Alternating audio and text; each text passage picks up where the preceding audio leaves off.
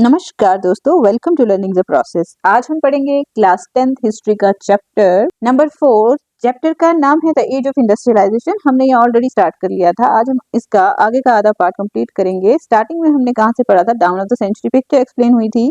उसके बाद 2 मैजिशियंस जो हैं वेस्ट और ईस्ट दोनों हमने एक्सप्लेन किए थे, पढ़ा था इन्हें। देन हमारे पास था बिफोर द इंडस्ट्रियल रेवोल्यूशन कैसा सोसाइटी था। उसके बाद coming up of the factories, ठीक है। तो ये हमारे टॉपिक थे। The pace of the industrial change, ये भी टॉपिक था, कैसे चेंज हुआ। Then hand labour and steam power, ये पढ़ा था हमने। लाइफ ऑफ द वर्कर्स, कैसी लाइफ रहती थी लोगों की। हमने कुछ सोर्सेज से इंफॉर्मेशन ड्रॉ करने की कोशिश करी थी। इंडस्ट्रियलाइजेशन इन द कॉलोनीज, तो अपने देश में तो इंडस्ट्रियलाइजेशन किया ही था उन्होंने, लेकिन कॉलोनीज में किस तरह से इंडस्ट्रियलाइजेशन किया इसके बारे में भी हमने जानकारी हासिल की थी। तो कैसे उनका वहाँ का सेटअप, जैसे इंडिया का ही पूरा इंडस्ट्रियल सेटअप जो था खराब करके रख दिया था उन्होंने, अपना जो ट्रेडिशनल इंडस्ट्रीज थे। उसके बाद फिर यहाँ पे चीप जो मटेरियल होता था वो ला करके यहाँ के हैंडीक्राफ्ट को काफी ज्यादा नुकसान पहुंचाया था। What happened to the weavers, ये हमने पढ़ा था, जो जिसमें ये सब बताया गया है कि वीवर्स वगैरह के साथ किस किस तरह से उनके काम को धक्का लगा, चोट पहुंची। Manchester comes to India, Manchester London का, इंग्लैंड का सबसे मशहूर जो एरिया है जहाँ पे टेक्सटाइल फैक्ट्रीज हुआ करती थी, तो वहां से कितना मटेरियल इंडिया में आया करता था, तो means Manchester comes to India. Now हमने पढ़ना है फैक्ट्रीज कम अप, तो कैसे फैक्ट्रीज आई, क्या था, ये हम देखेंगे। भारत में भी फैक्ट्रीज बनी ना बड़ी बड़ी, अभी हम देखते हैं बहुत सारी फैक्ट्रीज हैं भारत में, तो ये सब कैसे आई, कैसे बनी। The first cotton mill in Bombay came up in 1854 and it went into production 2 years later. देखो, पहला कॉटन मिल जो है भारत का बॉम्बे प्रांत जो था वहां पे बनी थी 1854 में, और 2 साल के बाद यहाँ पे काम शुरू हुआ था कपड़ा बनाने का। By 1862 4 mills were at work with 94,000 spindles and 2,150 looms, ठीक है। तो 1862 तक 4 मिल स्टार्ट हो चुकी थी, जहां पे 94,000 जो स्पिंडल्स काम कर रहे थे और 2,150 लूम्स थे। Around the same time jute mills came up in Bengal, उसी समय बंगाल में, बंगाल प्रांत जूट के लिए पॉपुलर है, वहां पे जूट की फैक्ट्री स्टार्ट हो जाती हैं। The first being set up in 1855 and another one 7 years later. तो 1855 में पहला एस्टेब्लिश हुआ, देन 7 years लेटर दूसरी एस्टेब्लिश कर दी गई factory. In 1862 in North India, the Elgin mill was started in Kanpur in the 1860s. तो north India में एल्गिन मिल नाम की एक मिल बनाई गई कानपुर में 1860 में। And a year later the first cotton mill of the Ahmedabad was setup, एक साल के बाद पहली कॉटन मिल अहमदाबाद में भी सेटअप हो जाती है। By 1874 the first spinning and weaving mill of Madras began production. तो 1874 के बाद पहला जो स्पिनिंग और वीविंग मिल थी मद्रास की, वहां पे प्रोडक्शन शुरू हो जाता है, यानी डिफरेंट डिफरेंट एरियाज कंट्री के जो थे वहां पे मिल्स स्टार्ट कर दी गई थी। Who set up the industries, कौन बना रहा था ये industries. Where did the capital come from, और कहाँ से पैसा वगैरह या जो भी जरूरत होती थी वो कंप्लीट की जाती थी, पूरी की जाती थी। Who came to work in the mills, और कौन लोग होते थे जो काम करने आया करते थे मिल्स में। द अर्ली एंटरप्रेन्योर्स, जो शुरुआत में बिजनेसमैन थे, उनके बारे में थोड़ा बहुत जानकारी हमें यहाँ पे मिलती है। यहाँ पे अगर हम पिक्चर देखते हैं तो ये जमशेद जी जीजा बॉय हैं, जो पारसी वीवर के बेटे थे, ठीक है। तो उनके बारे में बताया है कि उन्होंने कैसे अपना कंट्रीब्यूशन दिया। ये बहुत सारे लोग उनके टाइम के थे, उनकी तरह ही वो चाइना ट्रेड के साथ इन्वॉल्व थे, शिपिंग वगैरह का कार्य से जुड़े हुए थे वो, और उनके पास एक बहुत बड़ा शिप्स का फ्लीट हुआ करता था। और कंपटीशन उनका किसके साथ था? अक्सर इंग्लिश और अमेरिकन शिपर के साथ हुआ करता था, जो जिनकी वजह से उन्हें 1850 में अपनी शिप्स को बेचना पड़ गया था, ठीक है। तो नाउ देखते हैं, industries were set up in different region by varying sorts of the people. Let us see who they were. अलग अलग एरियाज में अलग अलग लोगों ने क्या किया था, इंडस्ट्रीज एस्टैब्लिश करी थी। चलो देखते ही हम वो कौन कौन लोग थे। The history of many business groups goes back to trade with China from the 18th century. जो हिस्ट्री है, बहुत सारे बिजनेस ग्रुप्स हैं, उनकी शुरुआत कहाँ से होती है? जो ट्रेड चाइना के साथ था वहां से शुरुआत होती है। From the late 18th century, as you have read in your books last year, the British in India began exporting opium to China and took tea from China to England. तो late 18th century के बाद की बात हम करें कि जैसा आपने बुक में पढ़ा होगा लास्ट ईयर में, तो ब्रिटिश लोग जो हैं भारत में आए, उन्होंने ओपियम एक्सपोर्ट करना शुरू की थी, कहाँ के लिए? चाइना के लिए।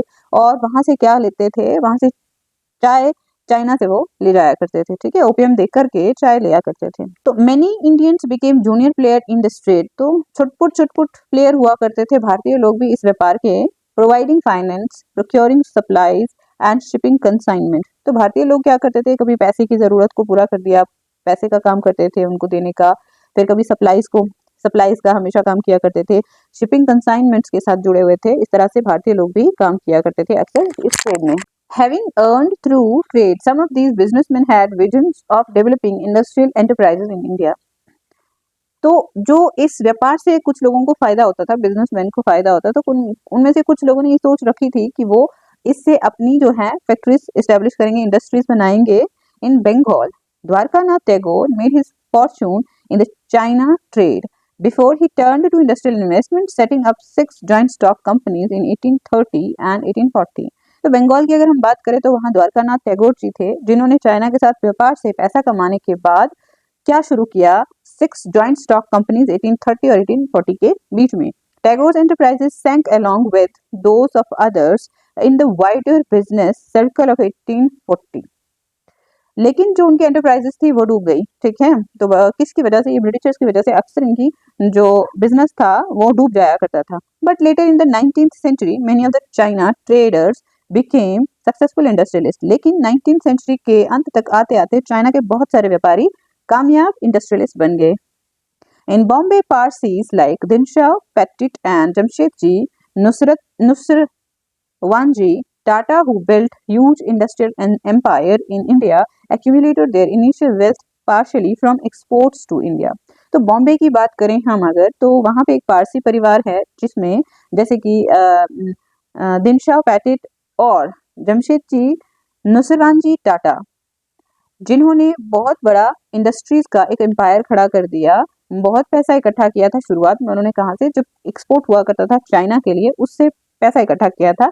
And partly from raw shipments to England, तो कच्चा कॉटन जो था उसका जो यहाँ से व्यापार हुआ करता था इंग्लैंड में, उससे भी काफी ज्यादा मुनाफा कमाया था। Seth Hukamchand, a Marwari businessman who set up the first Indian jute mill in Calcutta in 1917, also traded with China. Seth Hukamchand जी एक मारवाड़ी बिजनेसमैन है जिन्होंने फर्स्ट इंडियन जूट मिल जो है कैलकाता में 1917 में स्टार्ट की थी। ऑल्सो ट्रेडेड विद चाइना, उन्होंने भी चाइना के साथ व्यापार किया था।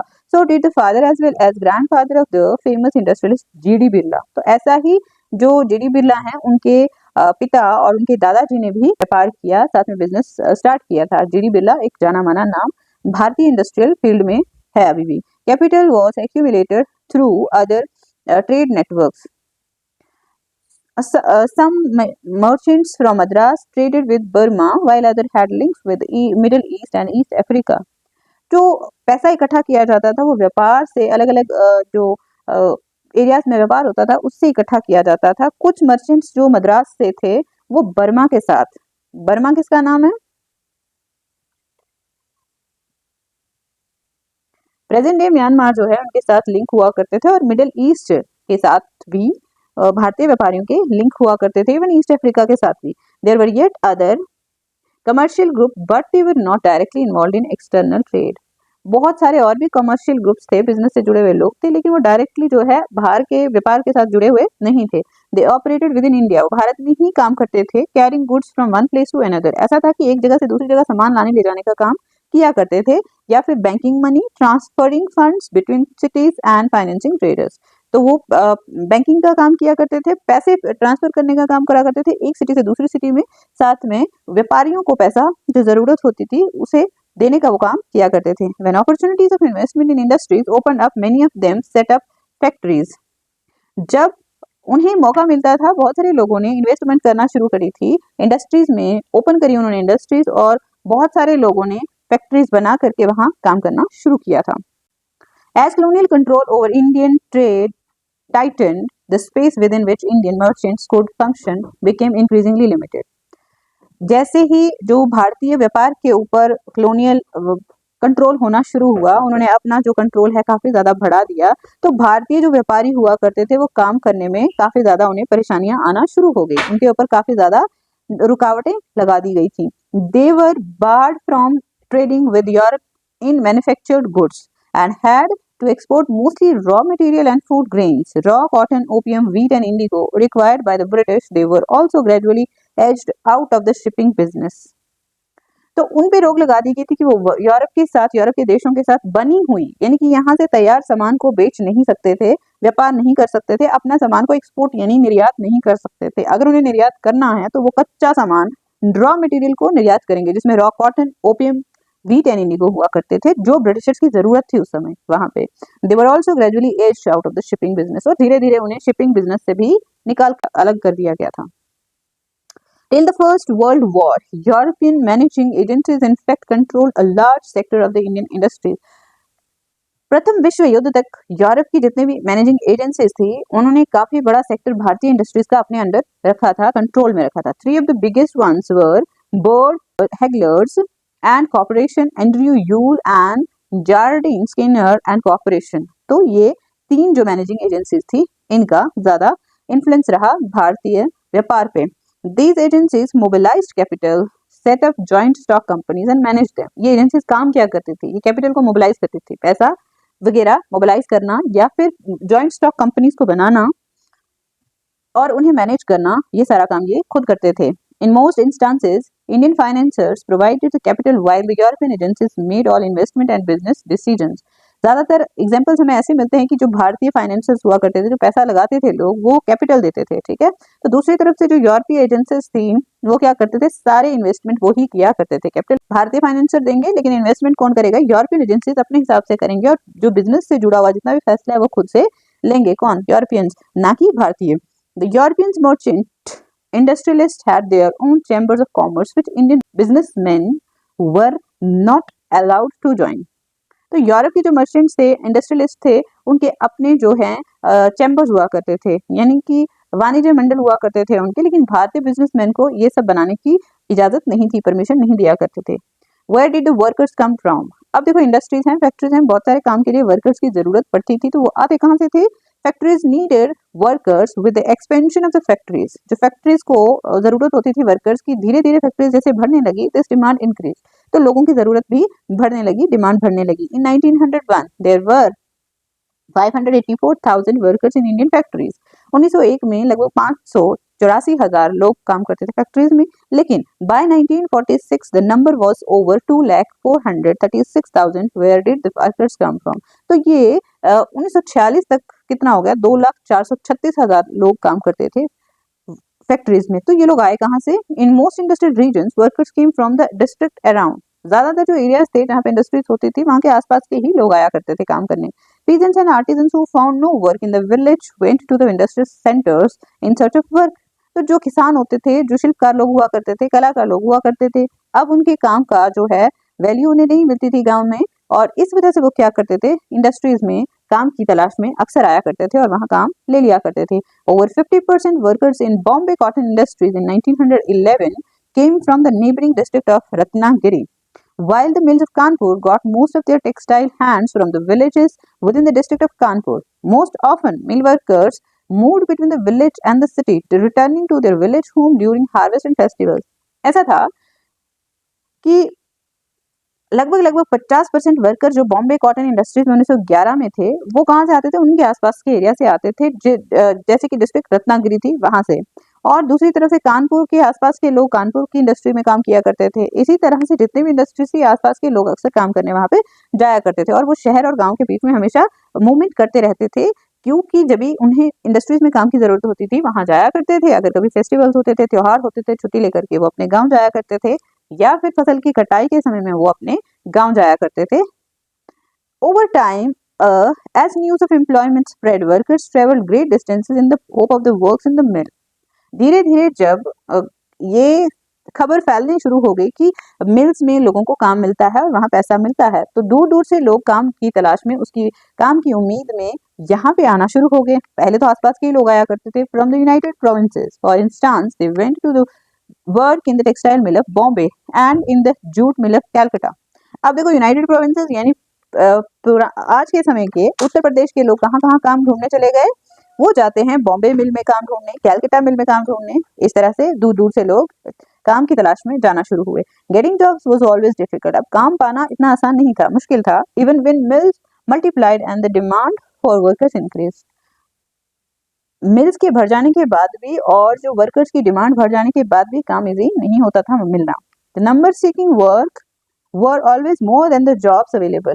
जितने लोगों को काम की तलाश होती थी या जो लोग जितने लोग काम चाहते थे उससे कहीं कम काम होते थे. मतलब काम कम था, कम लोगों की जरूरत थी, लेकिन ज्यादा लोग हमेशा काम की तलाश में रहा करते थे.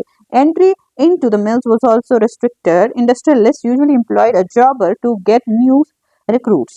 तो मिल में एंट्री रेस्ट्रिक्ट करी जाती थी, रोक लगाई जाती थी लोगों की उस पे.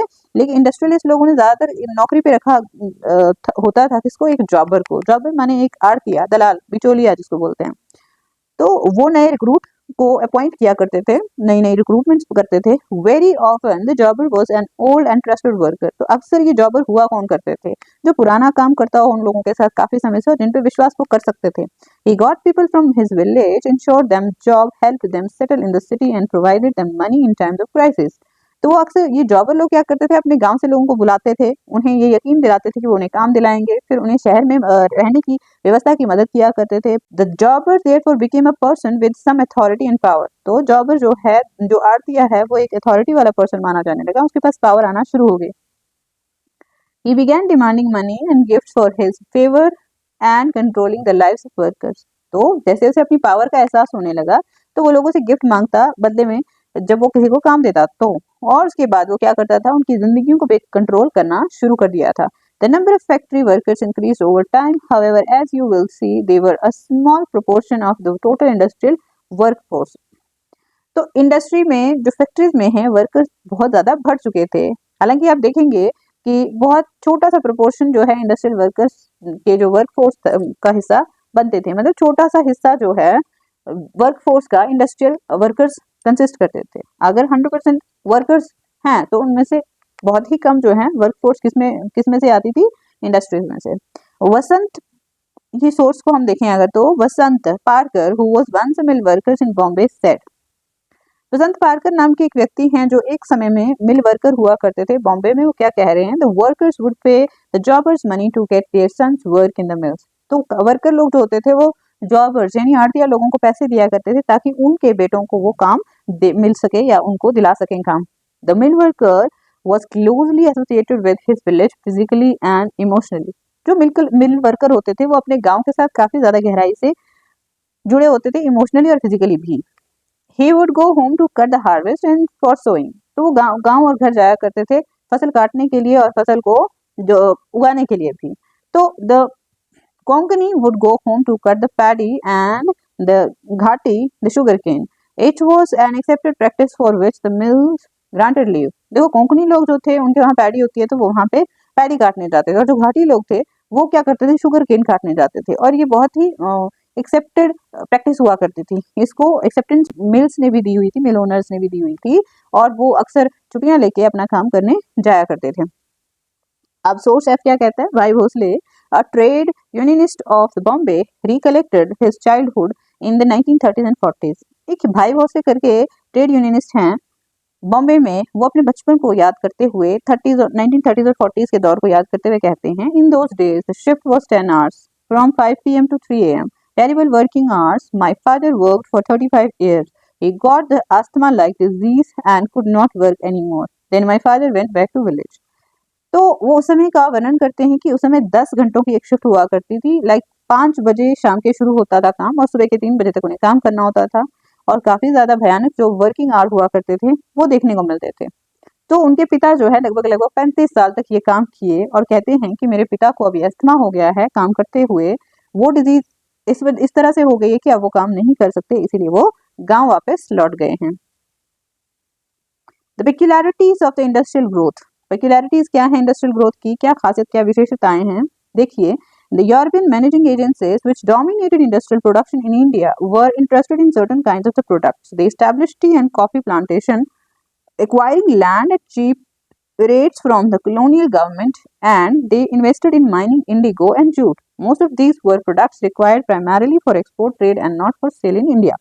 यूरोपियन मैनेजिंग एजेंसी ज्यादातर किस चीज पे फोकस करती थी, वो भारत में इंडस्ट्रियल सेक्टर और प्रोडक्शन सेंटर को तो अपने अंडर कंट्रोल किए हुए थी, उनको डोमिनेट करती थी, उनको कुछ ही चीज़ों के साथ इंटरेस्ट हुआ करता था भारत में। अगर उन्हें कुछ चाहिए था तो उन्हें क्या, वो लोगों को टी उगाने के लिए बोलते थे, कॉफ़ी उगाने के लिए बोलते थे, या फिर जूट, इंडिगो, इस तरह की चीज़ें जो कि कॉलोनियल गवर्नमेंट की ज़रूरत थी, वहाँ एक्सपोर्ट के लिए चाहिए होती थी, उन्हीं पे इन्वेस्ट करा करते थे वो लोग। और ज़्यादातर जो ये प्रोडक्ट्स हैं ये सेल हुआ करते थे भारत से इंग्लैंड की तरफ। तो ऐसा ही उन्होंने एक सिस्टम सेटअप करके रखा था कि रॉ मटेरियल यहाँ से इंग्लैंड की तरफ भेजा जाएगा। When Indian businessmen began setting up industries in the late 19th century, they avoided competing with the Manchester goods in the Indian market, since yarn was not an important part of the British imports into India. The early cotton mills in India produced coarse cotton yarn thread rather than fabric. When yarn was imported, it was only of the superior variety. The yarn produced in Indian spinning mill was used by handloom weavers in India और exported to China. अब जो भारतीय businessman थे जिन्होंने industries late 19th century में भारत में start की थी, वो अक्सर जो मैनचेस्टर से आई हुई चीजें होती थी उनके साथ कम्पीट नहीं करते थे, उनसे हमेशा दूरी बनाए रखने में ही अपना भला मानते थे। तो जो भारत में यार्न कभी नहीं आया करता था, ठीक है, इंपोर्ट करके कभी भारत में यार्न आया नहीं, या तो कपड़ा आता था पूरी तरह से। तो ऐसे में जो अर्ली कॉटन मिल्स थी भारत में, उनका जो यार्न था यानी कि थ्रेड जो था वो अच्छा नहीं था, कोर्स था, थोड़ा रफ हुआ करता था। जब भारत में यार्न इंपोर्ट होने लगा तो वो कैसे इंपोर्ट होता था, एक सुपीरियर वेराइटी का ही हुआ करता था। तो इंडियन स्पिनिंग मिल में जो यार्न इस्तेमाल बनता था वो कहाँ इस्तेमाल होता था, हैंडलूम वीवर्स इस्तेमाल करते थे, भारतीय जो थे वही इस्तेमाल करते थे, या फिर वो एक्सपोर्ट किया करते थे, निर्यात किया करते थे चाइना को अपना धागा। By the first decade of the 20th century, a series of the changes affected the pattern of the industrialization. तो 20th सेंचुरी का प्रथम दशक जो था उसमें क्या हुआ, एक चेंजेस, बदलाव की सीरीज आती है जिससे बहुत बड़ा जो प्रभाव पड़ता है इंडस्ट्रियलाइजेशन पे भी पड़ता है वो। एज द स्वदेशी movement gathered momentum, nationalists mobilized people to boycott foreign cloth. Industrial groups organized themselves to protect their collective interest, pressurizing the government to increase tariff protection and grant other concessions. तो जब स्वदेशी movement Bharat में start हुआ, इसी दौरान भारतीय national movement start हुए थे। तो इससे भी काफी जो है भारतीय जो नेशनलिस्ट लोग थे उन्होंने लोगों को फॉरेन चीजों को बाइकआउट करने के लिए प्रेरित किया। फिर उसके बाद क्या है कि इंडस्ट्रियल ग्रुप जो है वो उन्होंने ऑर्गेनाइज किया खुद को आपस में, और उन्होंने अपने इंटरेस्ट को प्रोटेक्ट करने के लिए गवर्नमेंट को प्रेशराइज करना शुरू कर दिया। उन्होंने इंक्रीज टैरिफ प्रोटेक्शन के लिए भी बात करी, साथ में क्या कहते हैं वो कि कुछ कंसेशंस उन्हें भी दी जाएं। From 1906, moreover, the export of Indian yarn to China declined since the produce from China and Japanese mill flooded the Chinese market. तो 1906 की बात जो है भारत से जो धागा यार्न जो है चाइना जाता था, व्यापार होता था, वो कम हो गया। ऐसा क्यों हुआ कि जो चाइना का प्रोडक्शन था और जापानीज मिल का प्रोडक्शन था वो चाइनीज मार्केट में बहुत बड़े लेवल पे बढ़ चुका था। So industrialist in India began shifting from yarn to cloth production. अब वो धागा बेच नहीं सकते थे तो ऐसे में उनको धागे को कहाँ रखना है, फिर उन्होंने क्या करना शुरू कर दिया, कपड़ा बनाना शुरू कर दिया। Cotton piece goods production in India doubled between 1900 1912। अब 1900 से लेकर 1912 में भारत में कॉटन के कपड़े की प्रोडक्शन दुगनी हो गई थी। Yet till the First World War, industrial growth was slow. प्रथम विश्व युद्ध तक जो है इंडस्ट्रियल ग्रोथ थी वो थोड़ी स्लो रही। The war created a dramatically new situation. जैसे युद्ध शुरू होता है तो एक नई स्थिति का आगमन हो जाता है, नई स्थिति बन जाती है। With British mills busy with war production to meet the needs of the army, Manchester imports into India declined. Suddenly, Indian mills had a vast home market to supply. तो जैसे विश्व युद्ध स्टार्ट होता है तो ब्रिटिश मिल्स जो किस में व्यस्त हो जाती हैं, वो ऐसी चीज़ों को प्रोड्यूस करना शुरू करी जो आर्मी के लिए ज़रूरी हैं, जो युद्ध के लिए ज़रूरी हैं। तो ऐसे में जो भारत के लिए कपड़ा आता था, मैनचेस्टर से जो सप्लाई होती थी, जो यहाँ आयात किया जाता था सामान, वो कम हो गया। तो भारतीय जो मिल ओनर थे उनके लिए एक होम मार्केट दोबारा से खुल गई थी।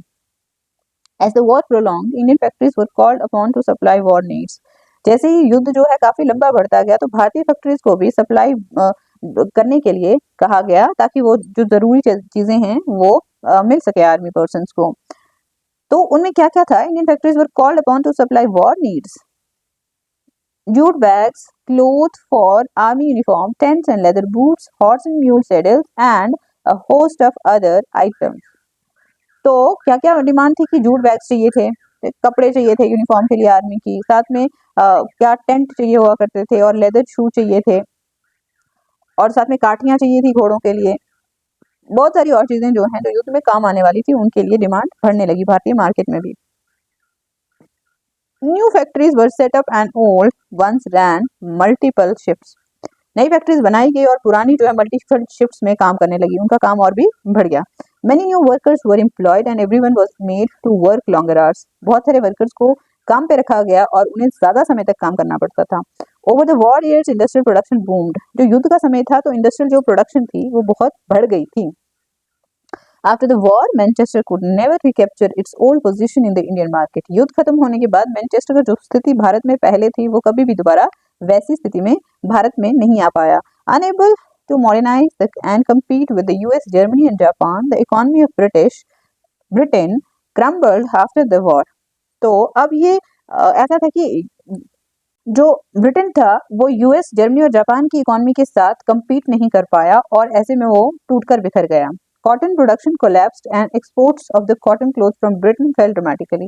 अब कॉटन प्रोडक्शन नहीं होती थी, वो समाप्त हो गई थी, बर्बाद हो गई थी। इसकी वजह से जो वहां से सामान बेचा जाता था बाहर दूसरे देशों में, भारत भी उनमें से एक था, तो वो बहुत नीचे आ गया था, वो गिर चुका था, उनका प्रोडक्शन लेवल बहुत गिर चुका था। With in the colonies local industrialist gradually consolidated their position.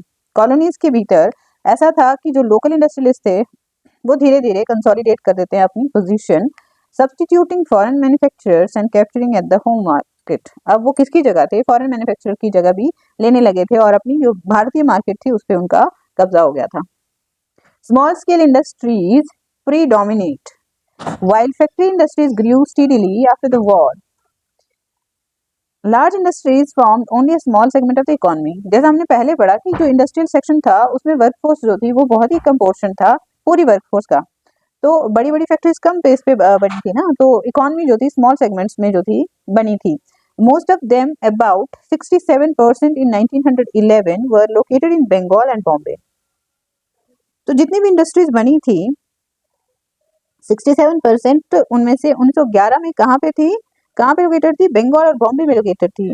Over the rest of the country small scale production continue to predominate. तो भारत के जो दूसरा भाग थे वहां पे छोटे छोटे स्केल की इंडस्ट्रीज जो थी वो प्रोडक्शन करने लगी और वो प्रीडोमिनेट भी करने लगी, काफी ज्यादा वो कंट्रीब्यूशन देना शुरू हुए थे छोटी इंडस्ट्रीज।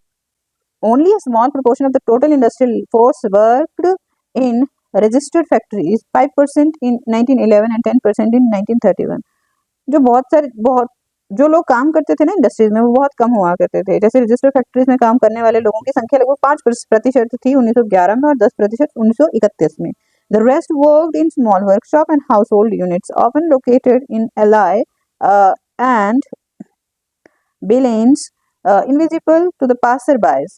तो ज्यादातर लोग कहाँ काम करते थे? छोटी छोटी वर्कशॉप में, जो घरों में ही काम करते थे अक्सर, और वो भी गलियों में जो अक्सर आते जाते लोगों को दिखती भी नहीं थी, ऐसी जगहों पे लोग काम किया करते थे। In fact in some instances handicraft production actually expanded in the 20th century. अगर हम देखें तो हैंडीक्राफ्ट प्रोडक्शन जो है वो बढ़ी थी 20th सेंचुरी में। This is true even in the case of the handloom sector that we have discussed. तो यही सच किसके साथ भी लागू होता है? हैंडलूम सेक्टर के साथ भी लागू होता है, जिसके बारे में हमने डिस्कशन अभी की। While cheap machine made trade wiped out the spinning industry in the 19th century. तो मशीन से बना हुआ जो धागा था वो स्पिनिंग इंडस्ट्री को काफी ज्यादा नुकसान पहुंचाया था उसने 19th सेंचुरी में।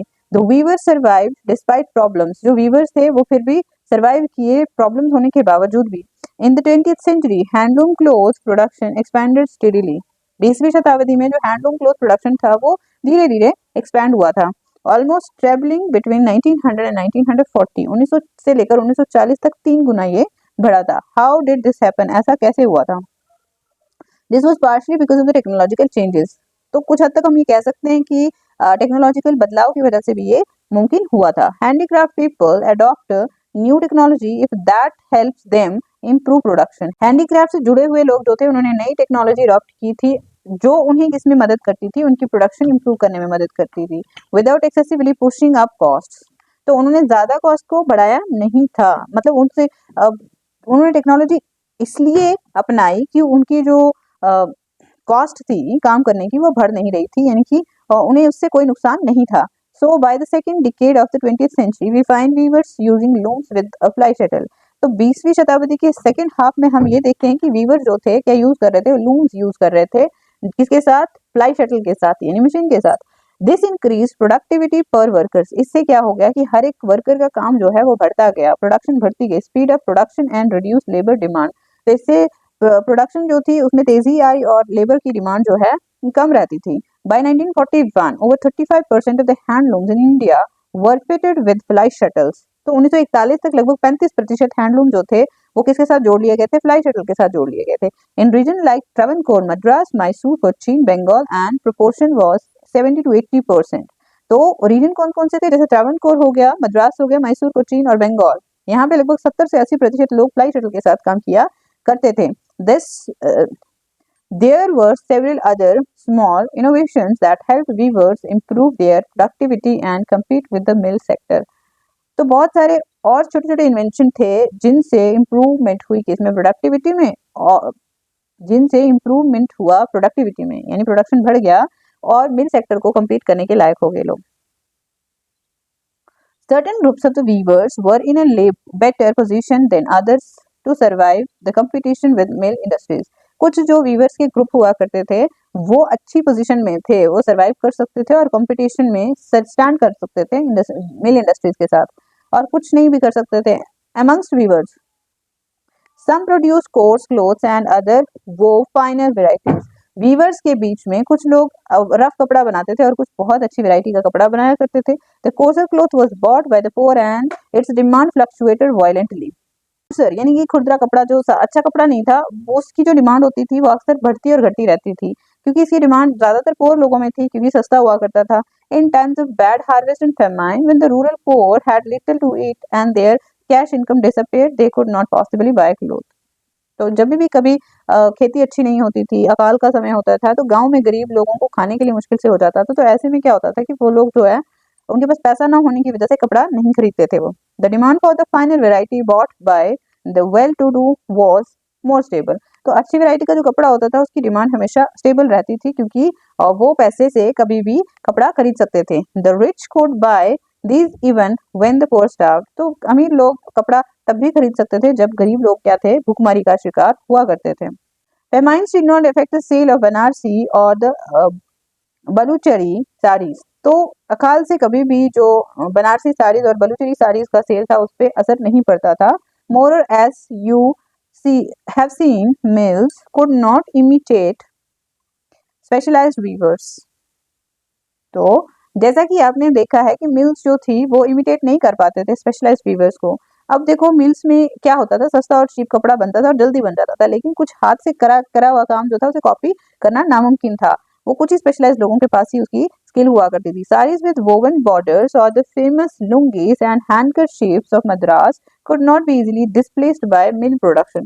तो जो साड़ीज होती थी ना जिनके ऊपर बॉर्डर बना होता था और जो फेमस लुंगी और हैंकरचीफ्स बनते थे मद्रास में, उनको डिस्प्लेस कोई नहीं कर पाता था क्योंकि मिल प्रोडक्शन का जो पैटर्न था वो उसको मैच नहीं कर पाते थे।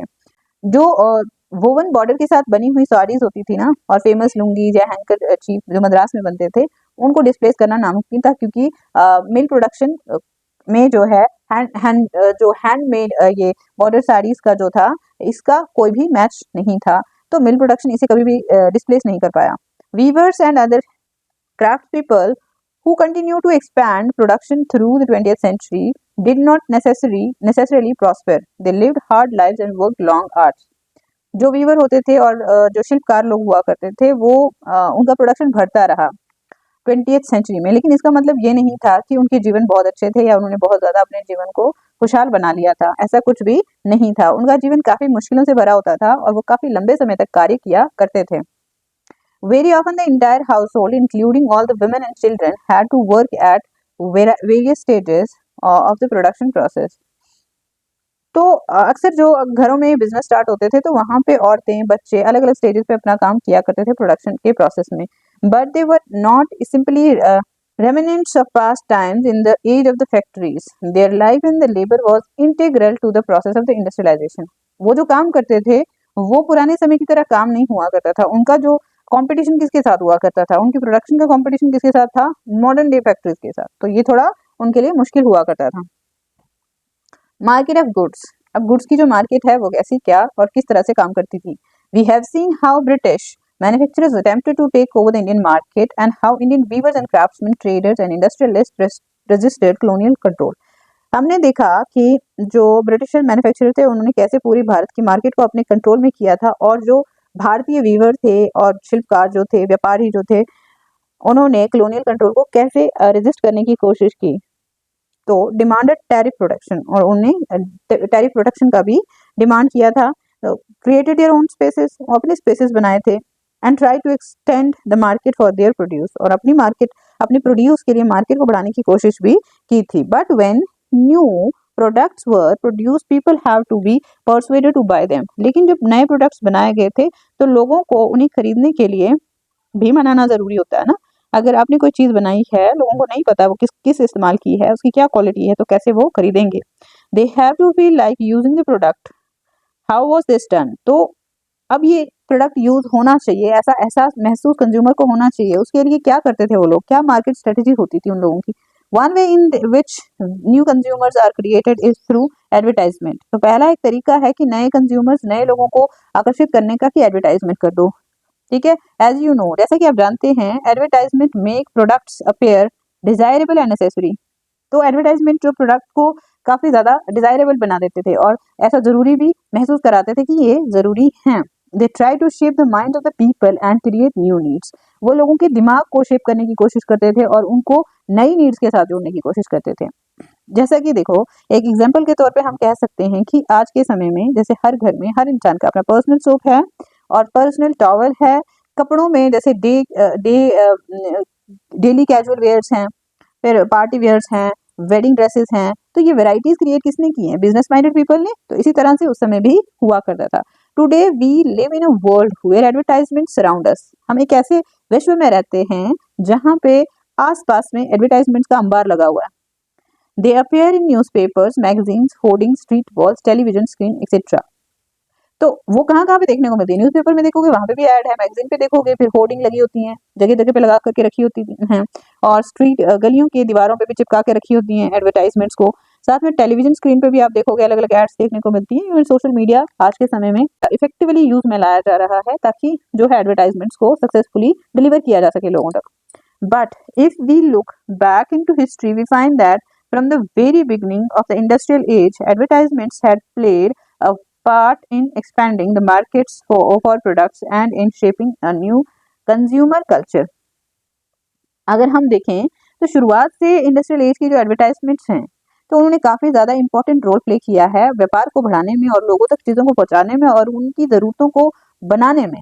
When Manchester industrialists began selling cloth in India, they put labels on the cloth bundles. अब भारत में जो व्यापार करके कपड़ा बाहर से आता था तो वो लेबल लगा के आता था। ठीक है, वहाँ पे उसके ऊपर लेबल लगा होता था कि कहाँ बना है ये। मेड, आज के टाइम में हम देखें, made in China, Japan, Korea, USA, which ever the country, India, which ever country is producing the product, label is kept on that. तो इसी तरह से मैनचेस्टर का लेबल लगा के भेजते थे वो लोग। The label was needed to make the place of manufacture and the name of the company familiar to the buyer. The label was also to be make mark of quality. तो label के दो function क्या थे कि पहला तो ये पता चलता था कि कहाँ से कपड़ा आ रहा है, किसने बनाया है और कौन सी कंपनी से कपड़ा आ रहा है। दूसरी तरफ से क्वालिटी की एश्योरेंस भी होती थी कि इस कंपनी से अगर हमने कपड़ा खरीदा है तो कपड़े की क्वालिटी कैसी होगी, अच्छा है या खराब है। तो ये एक्सपीरियंस के बेसिस पे कस्टमर को एक आदत बन जाती है। When buyers saw made in Manchester written in bold on the label, they were expected to feel confident about buying the cloth. जब लोग देखते थे, खरीदने वाले लोग देखते थे कि मेड इन मैनचेस्टर, मैनचेस्टर में बना है, तो बड़े बड़े शब्दों में लिखा होता था, तो वो लोगों को काफी आत्मविश्वास आ जाता था कि यहाँ से आया हुआ सामान अच्छा ही होगा। अब देखो यहाँ पे फिगर 26A 26B है, इनमें क्या है? Manchester labels early 20th century. ये लेबल लगाया करते थे वो कपड़ों पे या कुछ किसी चीज पे भारतीय लोगों के साथ कनेक्शन बनाने के लिए यहीं के गॉड और गॉडेसेस का इस्तेमाल किया करते थे वो। Images of the numerous Indian gods and goddesses Kartikeya, Lakshmi, Saraswati are shown in the imported cloth labels, approving the quality of the product being marketed. तो कपड़े की क्वालिटी को एश्योर कराने के लिए या कुछ फेमिलियरिटी को एस्टैब्लिश करने के लिए भारतीय देवी देवताओं को वो हमेशा पिक्चर में रखते थे। Maharaja Ranjit Singh on the Manchester label. अब महाराजा रंजीत सिंह को क्या किया हुआ है? लेबल पे रखा गया है। ताकि लोगों को ये लगे कि एक जो इम्पोर्टेंट पर्सनैलिटी है राजा अगर वहाँ की चीज़ को खरीद रहा है, मन इसका मतलब क्या है कि वो चीज़ काफ़ी ज़्यादा अच्छी है, उसकी क्वालिटी पे विश्वास पूरी तरह से किया जा सकता है। But label did not only carry words and text, they also carry images and were very often beautifully illustrated. तो वहाँ पे सिर्फ शब्द ही नहीं लिखते थे वो, ये जो दिखा रहे हैं हमें, जैसे कि सोप लिखा है तो इसमें गॉड एंड गॉडेसेस की इमेजेस भी है साथ में, तो इस तरह से वो पब्लिश करते थे अपना जो है प्रोडक्ट को। तो if we look as these old label, we can have some idea of the mind of the manufacturers, their calculations and the way they appeal to the people. तो ये सब चीजें देखने से हम ये आइडिया लगा सकते हैं कि जो लोग बनाने वाले होते थे, जो मैन्युफैक्चरर्स होते थे, वो कैसे कैलकुलेशंस लगाते थे और लोगों के दिमागों के साथ कैसे खेलना है, उनको इस चीज के प्रति एक आकर्षण हो और वो खरीदें ही खरीदें, इसे ना ना कहते हुए भी खरीदें। तो ऐसा करने के लिए उन्होंने पूरी तरह से दिमाग से काम लिया और लोगों के दिमागों से खेलते हुए अपने बिजनेस को भी बढ़ाया। Images of the Indian gods and goddesses regularly appeared on these labels. It was as if the association with gods gave divine approval to the goods being sold. तो भारतीय गॉड एंड गॉडेसेस का image लगाने का मतलब ये होता था कि ये जो चीज़ है ये बहुत ही प्योर, बहुत ही अच्छी और बहुत ही क्वालिटी का प्रोडक्ट है, क्योंकि भगवान पे पूरी तरह से लोग आस्था में कुछ भी चीज़ खरीद लेते हैं और उसे नकार नहीं सकते वो। The imprinted images of Krishna or Saraswati were also intended to make the manufacturer from a foreign land appear somewhat familiar to the Indian people. अब बाहर से बनी हुई चीजों पे कौन विश्वास करेगा, लेकिन उन पे अगर भारतीय ही देवी देवताओं को पिक्चराइज कर दिया जाए, यहाँ के लोगों को यहाँ की फीलिंग दिलाई जाए, तो उन्हें अपना ही लगेगा प्रोडक्ट। तो ऐसी मेंटालिटी को लेकर के वो काम किया करते थे।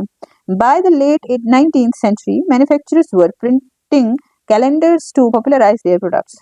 तो 19th सेंचुरी तक जो मैन्युफैक्चरर थे वो प्रिंट करते थे, क्या कैलेंडर्स करते थे अपने प्रोडक्ट को पॉपुलराइज करने के लिए। Unlike newspapers and magazine, calendars were used even by people who could not read. तो न्यूज़पेपर तो पढ़ने लिखने वाले लोगों के लिए काम आएगी ना, मैगजीन भी वही पढ़ेंगे, तो कैलेंडर ऐसे लोगों के लिए भी इस्तेमाल होते थे जो लोग पढ़ और लिख नहीं सकते थे। They were hung on in tea shops and in poor people's homes just as much as in offices and middle class apartments. तो वो कहाँ कहाँ लटकाए जाते थे?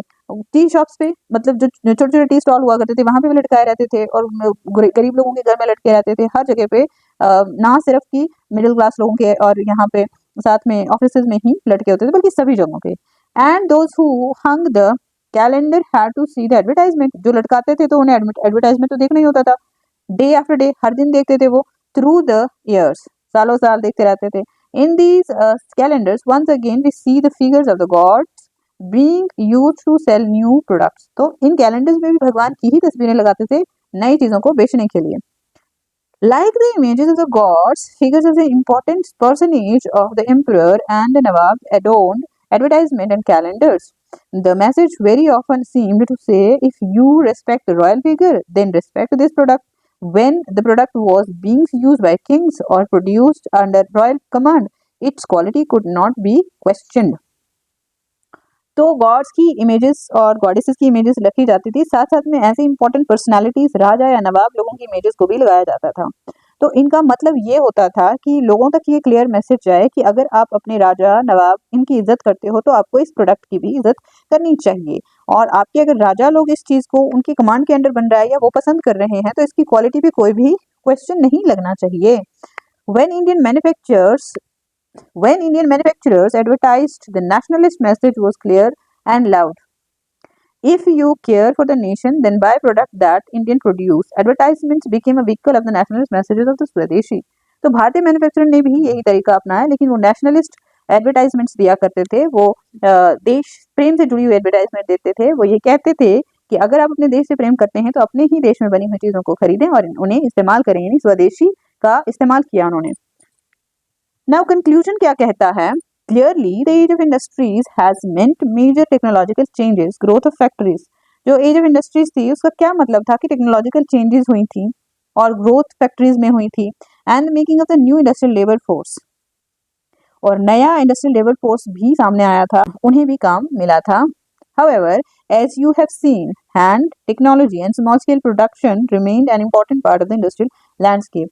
और हमने ये भी देखा कि टेक्नोलॉजी आने के बावजूद भी जो स्मॉल स्केल प्रोडक्शंस होते थे, हैंडलूम्स के साथ जुड़े हुए होते थे, हाउस होल्ड में जो काम होते थे, वो भी एक बहुत ही इंपॉर्टेंट पार्ट हमेशा बना रहा इन इंडस्ट्रियल डेवलपमेंट का या इंडस्ट्रियल लैंडस्केप का।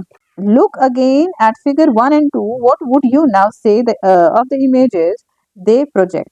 फर्स्ट और सेकंड फिगर को अगर हम देखते हैं, फर्स्ट फिगर क्या थी, डाउन ऑफ द सेंचुरी, जिसमें क्या है, नई सेंचुरी को दर्शाया गया है, बताया गया है किस तरह से बदलाव आए। दूसरी फिगर में दो मैजिशियंस को दिखाया गया, जो एक वेस्टर्न सोसाइटी को रिप्रेजेंट करता है और दूसरी तरफ से दूसरा ओरिएंटल सोसाइटी यानी ईस्टर्न सोसाइटी को रिप्रेजेंट करता है। तो उन्हें आप कैसे डिस्क्राइब करेंगे आफ्टर रीडिंग दिस चैप्टर। तो इसी के साथ हमारा चैप्टर होता है समाप्त।